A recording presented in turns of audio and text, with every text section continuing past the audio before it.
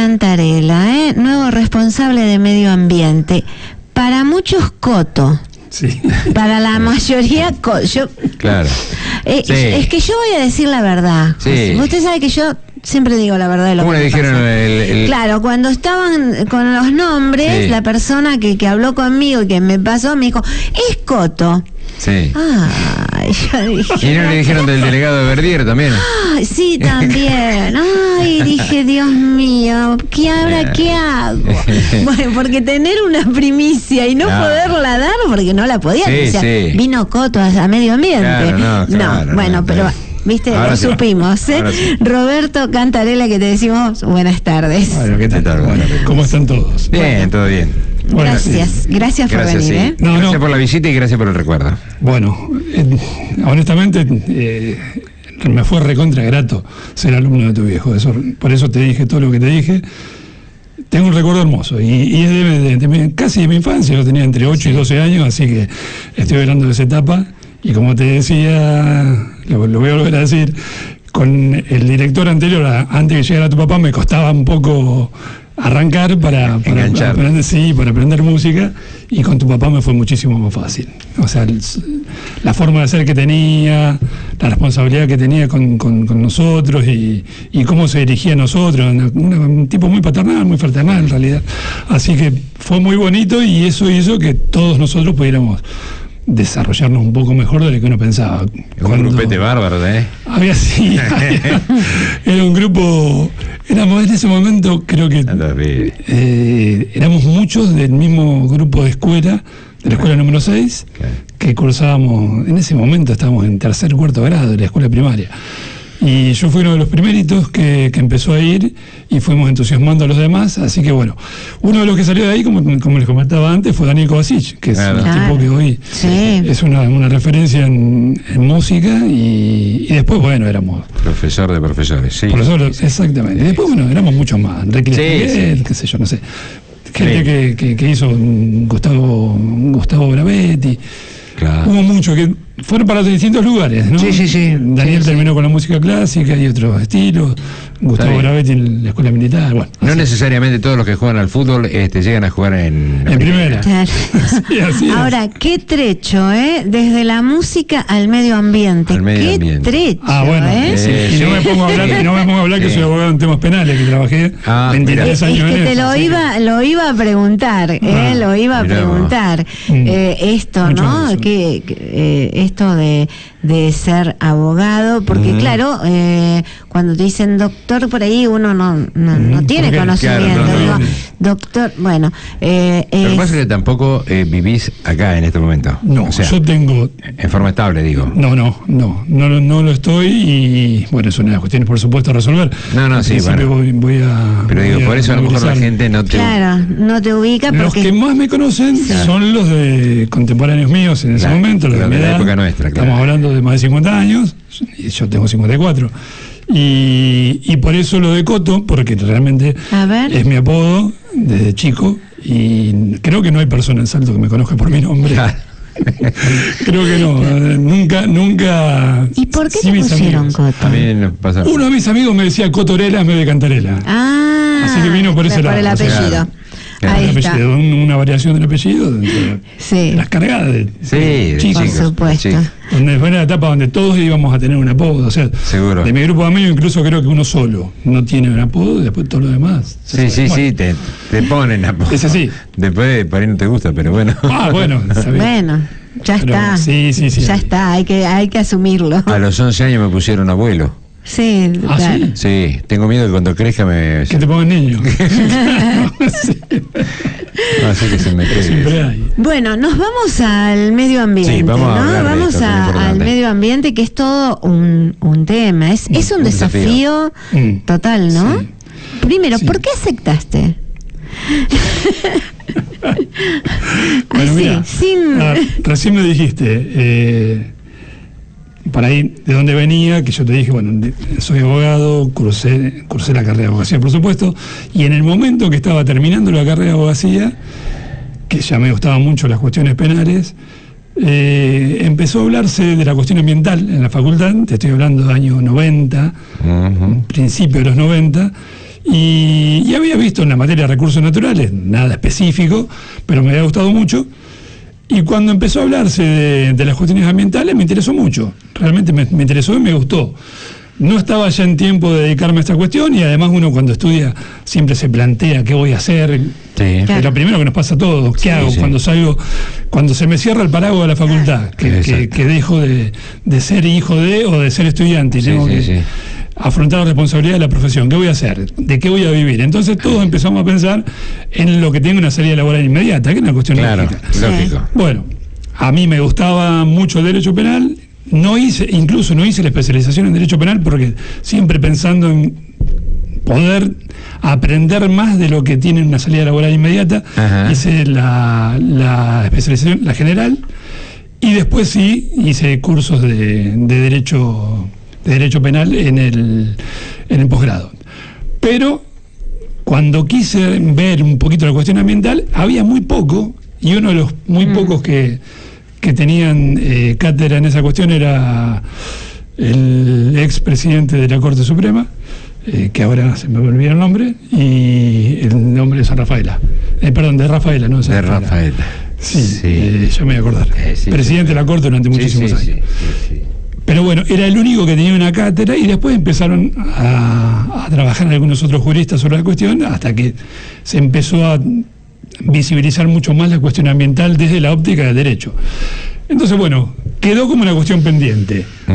Trabajé muchos años en Buenos Aires, trabajé en la justicia criminal, después trabajé en el Correo Argentino durante muchos años, y ahí fue donde desplegué la mayor cantidad de tareas respecto a las cuestiones criminales. O sea, el Correo sufrió durante muchos años muchos ataques a sus transportes. Claro. Entonces me tocó a mí de alguna manera combatir el delito, ponerlo entre comillas, pero para lograr que esta cuestión terminara. Fueron muchos años de trabajo en la justicia criminal federal de Buenos Aires, como Gropí, en los juzgados federales del conurbano, y después empecé a salir, se empezó a correr el área delictiva y empezó a trabajar. Empezaron a robar y a cometer muchos más delitos dentro de provincia de Buenos Aires interior, sur de Córdoba y sur de Santa Fe. Entonces yo me desplazaba por distintos fueros federales de esas provincias buscando información y presentándome como creyente. Eso fue durante unos 20 años aproximadamente. Hasta que en el 2005 me mudé a Chivilcoy y desde ahí tuve una base para trabajar en el resto de la provincia. En 2016 empiezo a darle otra impronta a la cuestión ambiental, o sea, meto en mi vida la cuestión ambiental que me gustaba mucho, y mucho más de la cuestión de los residuos y el reciclado de los residuos. Ya sabemos que la cuestión ambiental tiene un montón de aristas, pero sí la cuestión de los residuos yo lo vi siempre como algo mucho más accesible para la gente, y siempre pensé que cualquier ciudadano puede aportar un granito de arena para contribuir a una mejora del ambiente.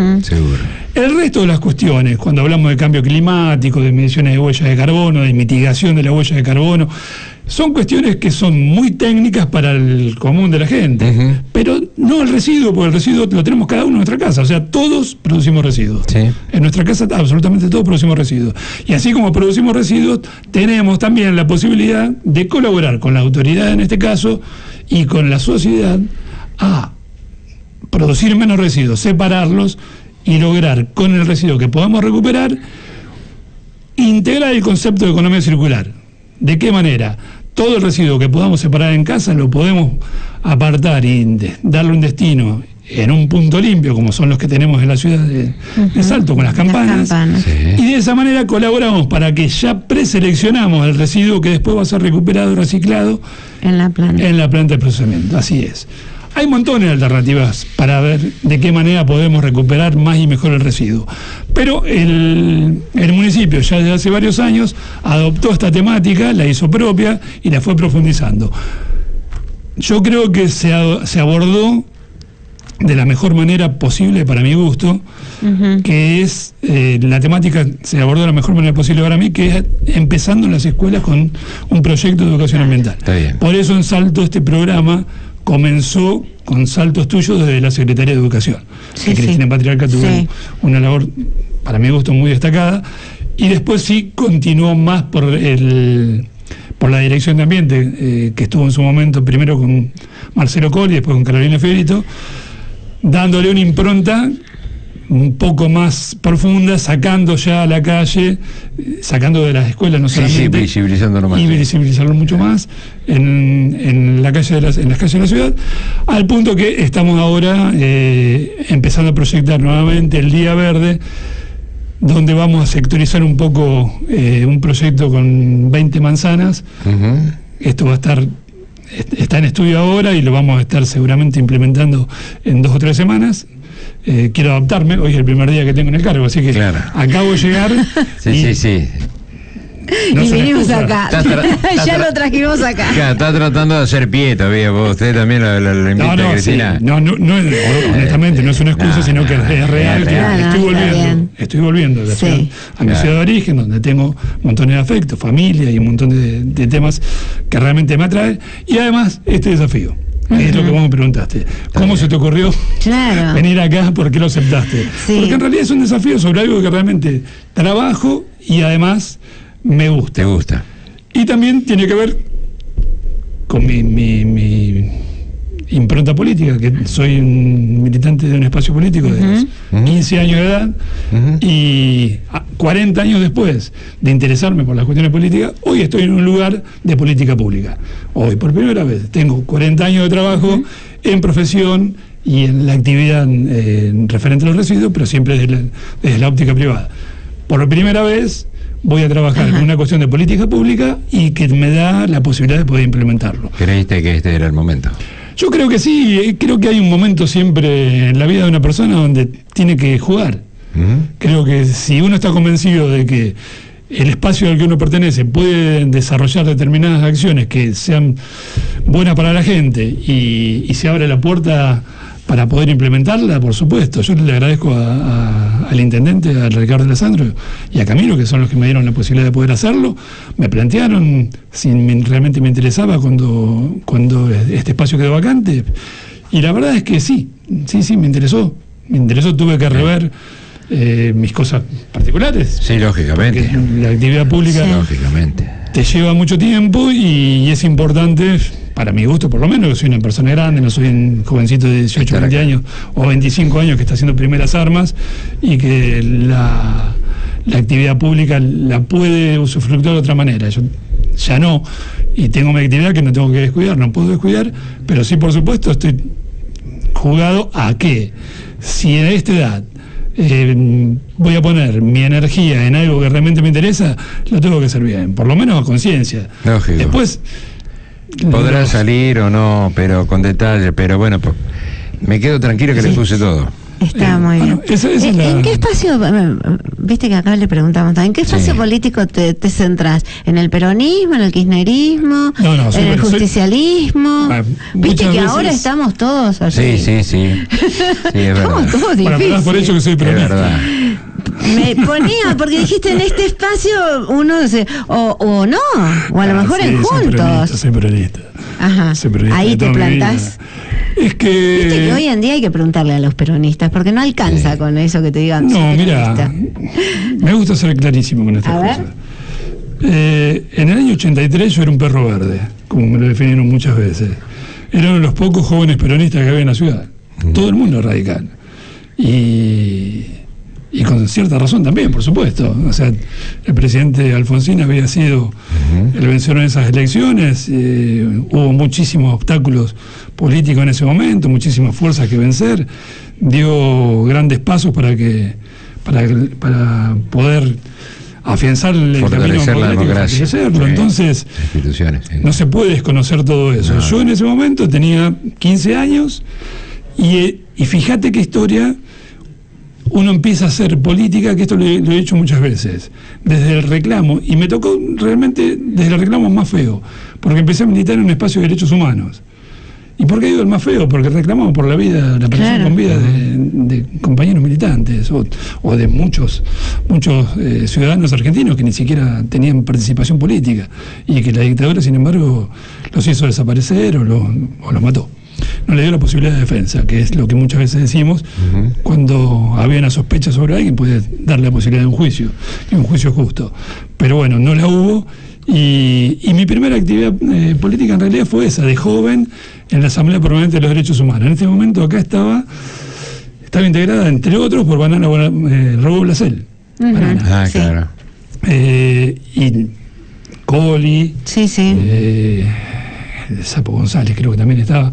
Éramos... De esa camada. Sí, sí, digamos. yo era muy jovencito. Claro. Pero bueno, comencé desde ese lugar. Está bien. Y luego sí, un poquito más entrando en el peronismo, y sí lo profundicé mucho más cuando me fui a estudiar en la Juventud Universitaria Peronista de la Claro. Facultad de Derecho. Ahí sí empecé a tener una actividad mucho más. Pero... ¿Y qué sos? y cuando me dicen si sos kirchnerista o no, yo digo, yo fui peronista antes de conocer a los Kirchner. O sea, no soy bien, peronista está bien. del kirchnerismo. Está bien. Llevaba 20 años o 30 años de peronista cuando apareció Néstor Kirchner Correcto. en la política nacional.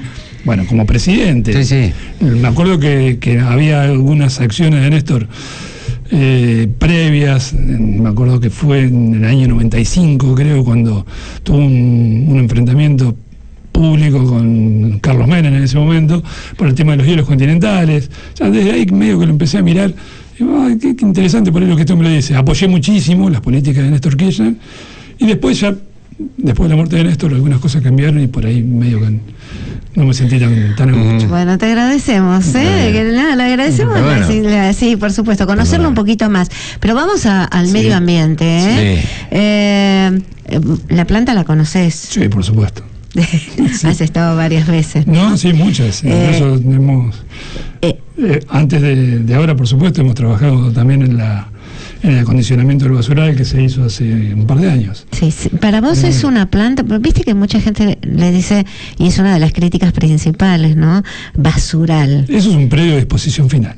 Ajá. O sea, el término técnico es ese, es el predio de disposición final de residuos sólidos urbanos.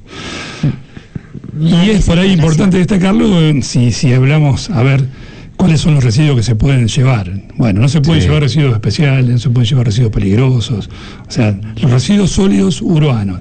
Ajá. Sí hay una amplitud porque no hay otro lugar donde llevarlo, que por ejemplo los residuos de construcción, por ejemplo. O sea, los áridos, Sí. se llaman así, ese es el nombre, que no hay otro lugar donde llevarlo y sí son aceptados en este lugar como se lo aceptó siempre. Que no sería el lugar apropiado, ¿no? Por lo que vos decís. Sí, todo en realidad es perfectible en cualquier actividad y en esta también.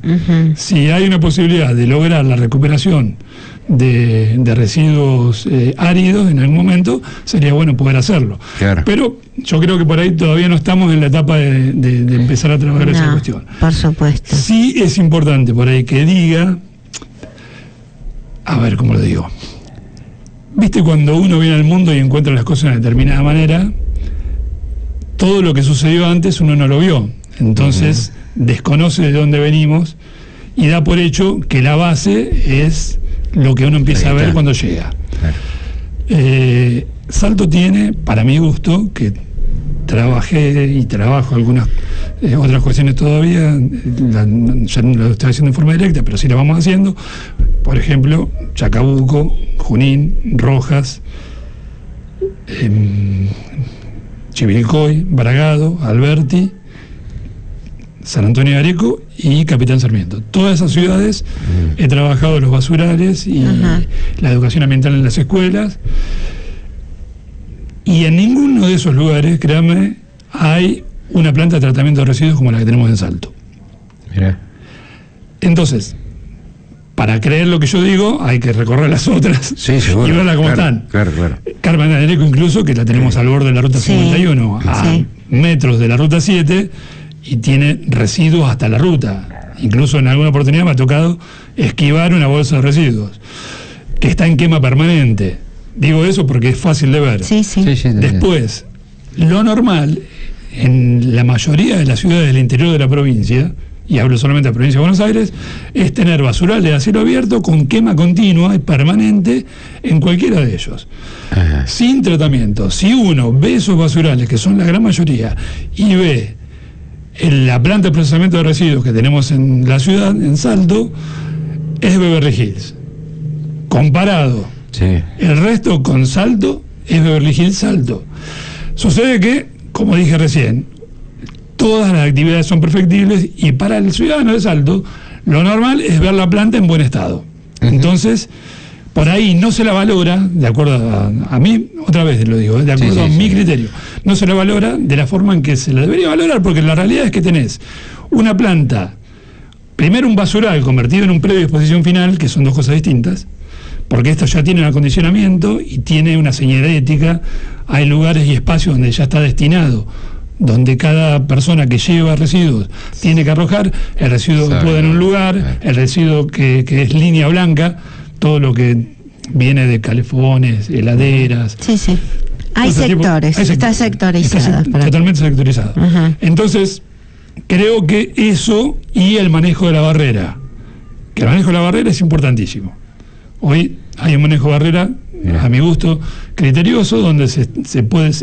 paran, identifican a las personas, obviamente los que vienen siempre, que ya lo conocen. Diariamente se conoce, sabe quién es y a dónde va y qué es lo que trae, pero sí se identifica y se sectoriza, se pregunta dónde va, de dónde viene y de dónde tiene que arrojar el residuo. Y de esa manera se hace también más fácil el acondicionamiento del trabajo de la máquina después. Claro. Acá la cuestión está después, como decíamos, independientemente del basural, en qué hacer con los residuos que uno puede separar y que me parece que parte de la actividad mía de acá en adelante es profundizar ese trabajo, lograr obtener mayor recuperación del residuo reciclable, por supuesto, estamos hablando del vidrio, del papel, el cartón, la botella plástica que es altamente contaminante y fácil de recuperar. Tiene una cuestión, nosotros contamos con no solamente con el trabajo que se está realizando con las campanas plásticas y el reciclado que hacen los recuperadores que tenemos en la planta, sino también un trabajo hormiga que hacen los recuperadores de la ciudad, nosotros llamamos cirujas. Hacen un trabajo de recuperación importante, solamente que se dedican mucho, y en particular a recuperar cartón y papel, y no tanto el plástico. ¿Qué es lo que más se vende? Es lo que más valor tiene de comercialización, pero para ellos es difícil de hacerlo porque tiene mucho volumen, ocupa mucho espacio y dentro de los carritos con los cuales ellos trabajan le dificulta la tarea. Entonces es más fácil recuperar cartón que se puede prensar a mano y transportarlo de una manera más Roberto, rápida. te hago una pregunta, que es lo que La que vos quieras. uno ve. Tengo varias, pero vamos a empezar por lo que vos dijiste. Por la liviana. Claro, no, vos recién decías de la separación, que van a empezar. ¿Por qué empiezan solamente con 30 manzanas? ¿Por qué no vamos ya al hueso? Porque yo veo como que estamos atrasados, o al menos a mí me gustaría que Salto ya avanzara un poquito más, porque siempre vamos a separar, hace años que siento eso, vamos a separar, vamos a hacer 30 manzanas. ¿Por qué no le damos cierta información al ciudadano, al habitante de Salto, y empezamos ya, bueno, tal día levantamos orgánicos, tal día levantamos lo seco, tal día la botella de plástico? ¿Por qué no lo...? Bueno, para eso vine. Para eso vine. Para poder poner en marcha un proyecto y un programa donde podamos separar definitivamente. Aprender a separar. Bueno, sucede que antes de poner en marcha esa maquinaria, o sea, hay que tener en claro un concepto, porque para mi gusto es muy real, porque lo vengo viendo en todos lados, además de que lo vengo ejercitando. Una vez que se pone en marcha la maquinaria después trabaja sola. Esto digo, nosotros tenemos un sistema de recolección de residuos que se realiza sobre material orgánico, que se realiza desde años atrás, muchísimos, décadas. Entonces tenemos que trabajar sobre la conducta del ciudadano, que se acostumbre a que en la casa va a tener que, en vez de tener dos bolsitas, una bolsita va a tener dos, correcto. En una va a tirar todo lo orgánico y en otra va a tirar todo lo reciclable. La bolsa de lo reciclable crece rápidamente, muchísimo más en volumen dentro de casa que la orgánica. ¿Por qué? Porque lo orgánico es poco en realidad. Y se junta poco y pesado en poco tiempo. Entonces, por otro lado, va a tener la bolsa más grande, que es lo reciclable, que lo va a poder tener en su casa hasta el día que pase la recolección diferenciada, primero porque vamos a tener que dividir en algún momento, digo, cuando esté apto el sistema, y vamos a tener un día solamente para los reciclables, pero 1 o 2, lo que sea eventualmente necesario, solo que primero tenemos que hacer toda esta tarea. Hay un andamiaje que mover, que es la voluntad del ciudadano en colaborar con las autoridades ejecutivas que llevan adelante el proyecto en poder separar el residuo, que parece un tema menor, realmente lo digo, pero es difícil de poner en marcha. Una vez que se logra, es facilísimo. Lo vemos en las campanas. Han tenido éxito, díganme ustedes que viven acá, yo hago el trabajo. No, pero lo vemos en las campanas, que mucha gente entendió y lleva los residuos secos, los no orgánicos, de reciclaje, y otros que no importa, no pasó, hoy es domingo, voy y lo llevo hasta la campana porque estamos eso. Yo sé que es un trabajo muy difícil y que tenemos que empezar desde la escuela. Lo vimos en el video de hoy, que fue un poco lo que a mí me sacó un poquito, ¿no? Ustedes cambiaron el horario de la planta. El domingo a la tarde no atiende, y el domingo... ¿A vos qué te pasó cuando viste esa imagen? Cuando te mostraron, te dijeron, mira, esto es alto. No, yo honestamente lo esperaba. No, poner entre comillas que lo esperaba. No me pareció ilógico, porque el cambio de horario siempre hace que haya uno o varios que no se ponen en tema, que están en el conocimiento de eso, y que trabajan el fin de semana en la limpieza de una casa, una quinta, un espacio grande, lo eso que fuera. Es cierto también. Sí, por supuesto, lo sabemos. Entonces, todo esto, ustedes imagínense, Salto tiene 30.000, 40.000 habitantes, o sea, 40.000, pongamos el número, en todo el partido, pero en ejido urbano estaremos hablando de 35.000 personas, 33.000. Bueno, imagínense que se especula con que hay, en promedio, 1 kilo de residuo por persona. En ese kilo de residuo por persona, cada uno puede decir, bueno, está bien, para mi casa somos 5, yo no saco 5 kilos. No, está bien, estamos hablando de un promedio. En ese promedio está el residuo orgánico, el reciclable, la mampostería de la casa que voltearon, o sea, el residuo de poda. Yo estoy hablando de residuo, todo lo que ingresa. Bueno, todo eso, haciendo un promedio, tenemos unas 35, 37, 32, 38.000 toneladas o 38.000 kilos, y si uno hace el promedio, es de 1 kilo por persona por día. Entonces, digo, todo ese residuo, ese tonelaje de residuo que se mueve diariamente y que llega a la planta, no es ilógico pensar que de todas esas 30 y pico de mil personas que vivimos en la ciudad, algunos no hayan visto, no se hayan enterado del cambio de horario, y que hayan programado su actividad para el fin de semana y lleven el residuo a la planta y se encuentren con que la planta cambió el horario. Lo que no es permitible, por supuesto, y no es tolerable, es que si llevaron el residuo y ven que la planta está cerrada, que la tiren en la puerta y que después de eso provoquen toda una situación donde hay que mover la maquinaria, el camión, los trabajadores que están desarrollando su tarea en el lugar adecuado, tengan que salir a hacerlo, y porque además, de alguna manera, esto impacta un poco en lo emocional de la gente, como vos me decías recién. A mí me molesta, o sea, yo me acuerdo que me dijiste, me molestó de eso. Y sí, porque realmente hacemos un esfuerzo y trabajamos para hacer las cosas bien.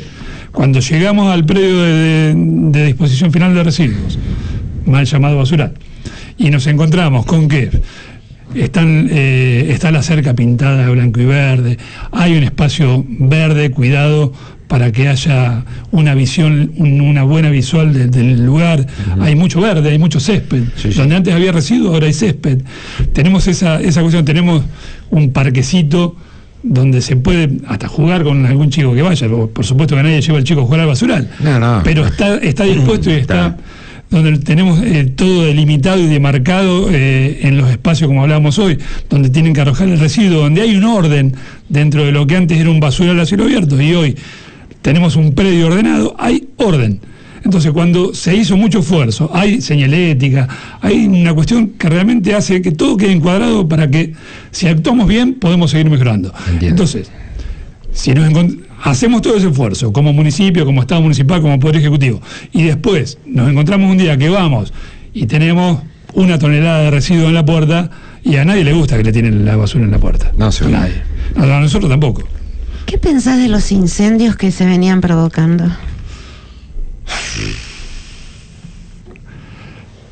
Que si no tenemos residuos acumulados, no tenemos incendio. Entonces, la mejor forma de evitar un incendio es tener menos residuos. Si nosotros continuamos con la tarea como la venimos haciendo hasta ahora, yo creo que vamos a tener cada vez menos incendios y por lo tanto cada vez menos contaminación ambiental, que es lo que me preocupa. Yo creo que el predio, como todos predios donde hay basurales, tienen impacto ambiental que ya está subsumido o está tolerado, podemos decirlo así, hacia abajo, pero sí tenemos que esforzarnos por mantener a la ciudad cubierta de la contaminación ambiental que se provoca cuando tenemos mucho residuo y genera en el fondo gases. Si nosotros logramos mantener el basural como hasta ahora, o sea, como en este momento lo estamos teniendo, vamos a evitar que se compacte la basura en el mismo lugar donde está. O sea, a esto no hay que olvidarse, que nosotros llevamos residuos y los ponemos uno arriba de la otra. Esto también, lo llevan todo mezclado ahora. Sí, el residuo sale mezclado de cada hogar saltense. Sí. Entonces, pasa por la planta donde los chicos de la cooperativa que están trabajando ahí abren la bolsa. Es un trabajo hartamente ingrato. No, totalmente. Pero bueno, se hace esa tarea ahora. Abren la bolsa y separan lo recuperable, que no es una gran cantidad. O sea, por eso siempre es importante lograr la recuperación en origen, en cada casa, porque vamos a llevar el residuo ya en una primera etapa de clasificación. Claro. Acá es la primera etapa todavía, se hace en la planta. Se abre la bolsa y se separa el residuo. Empezamos por ahí. Todo ese desecho pasa después de la planta, pasa al basural y se empieza a copiar hasta que recibe el trabajo del reacomodamiento y el enterramiento.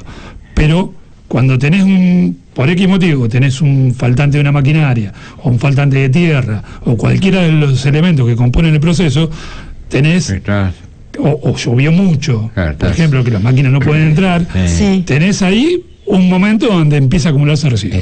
Y es fácilmente de levantar, O sea, con 38 o 40 toneladas diarias es fácil de lograr enseguida, en 5 o 6 días, una gran montaña de basura. Cuando esa gran montaña de basura después es difícil de volverla a trabajar y acondicionar todo, porque es mucho, empiezan a formarse abajo el compactado y después empiezan los gases. Que ese es el gran peligro. Ese era el problema, porque acá... Ese es el problema siempre. Claro, y acá Quique, que me pregunta, te pregunta a vos, o sea que antes estaba todo mal cuando lo manejaba una profesional del tema, Quique, o se juntaba... No sé, realmente no sé bien a qué se refiere. No, a que al tema de los incendios, ¿no? Que a lo mejor se juntaba mucho, por lo que vos decís, se juntaba mucho, no llegaba a vaciarse la... Hay etapas, por ejemplo, en verano. Sí. En verano tenemos mucho calor y el calor hace que sea mucho más fácil de combustionar el residuo. Entonces, hoy tenés en cualquier lado una botella y esa botella hace espejo. Claro. Calor muy fuerte, imagínate, 30 y pico, 40 grados. Sí. Hace espejo todo el tiempo sobre una botella. Esa botella impacta sobre vidrio, cartón, plástico, cartón, y es fácil de incendiar. Y cuando vos tenés mucho material inflamable, es muy fácil de que se provoque el incendio. Por eso se provocan en montones de lugares. Y después sí tenés algún vivo que a veces, generalmente, esto lo viví mucho no en Salto, sino en Chivilcoy. Hay muchos cirujas que se meten en los basurales y obtiene el cobre. Para obtener el cobre viene de los cables. Acá tenemos un montón de cables arriba de esta mesa. Dentro del cable está el cobre. Tenés que quemarlo para... Lo queman, justamente. Y lo queman en un basural. Y en el medio del basural. Entonces, cuando pasa eso, agarró fuego, el cirujano se fue, levantó su cobre, se lo llevó, y al municipio le queda la tarea de apagar ese fuego que nunca se enteró que estaba, y cuando llega, siempre es tarde, porque está encima del fuego. Seguro. Muchísimas veces pasa esa cuestión. Entonces, por ahí, no sé si hizo todo mal la persona que estaba adelante. A mí me consta que trabajó mucho sobre la cuestión, realmente me consta que trabajó mucho. Y a veces son imponderables. Lo que sí me queda totalmente claro es que si trabajamos mucho sobre el residuo y el acondicionamiento, vamos a tener muchas menores chances de que se incendie, por supuesto. Bueno, creo que lo hemos llevado por varios temas, ¿no? Salto tiene muchos, y es lo último que te pregunto, muchos mini basurales. Sí. Somos desorejados, digo yo, esa es mi óptica, ¿no? ¿Vos cómo lo ves? Y que hoy es mi primer día. Me puso la excusa justa, mirá, hoy es el primer día. No, pero ya hoy hablé con una de las chicas que está conmigo en la oficina para hacer inmediatamente un relevamiento. Sí, quiero hacer un relevamiento inmediato porque hay cosas que son fáciles de solucionar, hay otras que no.